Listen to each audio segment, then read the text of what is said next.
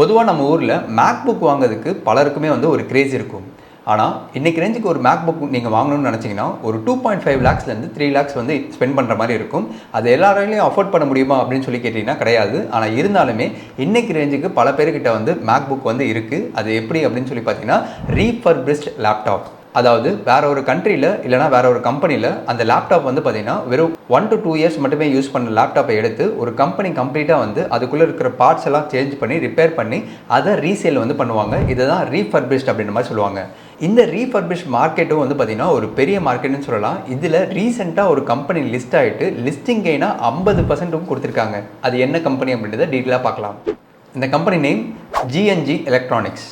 இந்த கம்பெனியோட IPO price 237, ஆனால் லிஸ்டான ப்ரைஸு 355, லிஸ்டிங் கெயினாக 50% வந்து கொடுத்தாங்க.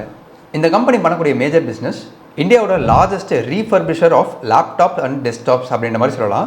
அதுலேயுமே வந்து ரீஃபர்பிஷிங் ICT டிவைசஸ், அதாவது laptop, desktop, tablet, servers and even premium smartphones, iPhone மாதிரியான ப்ரீமியம் ஸ்மார்ட் ஃபோன்ஸும் வந்து இவங்ககிட்ட வந்து ரீஃபர்பிஷ்டில் கிடைக்கும். இந்த ஒரு கம்பெனிக்குள்ள வரக்கூடிய பிராண்டு தான் எலக்ட்ரானிக்ஸ் பாஜார்.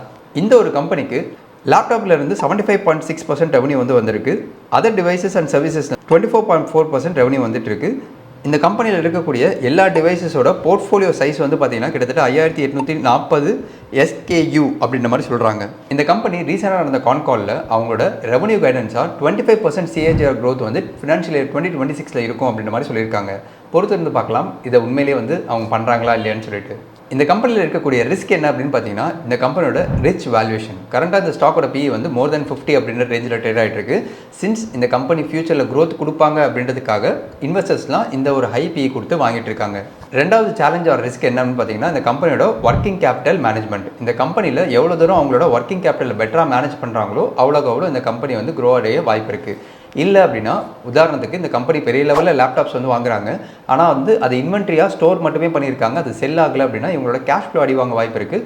அதனால் இந்த கம்பெனியோட க்ரோத் அடிவாங்கவும் வாய்ப்பு இருக்குது.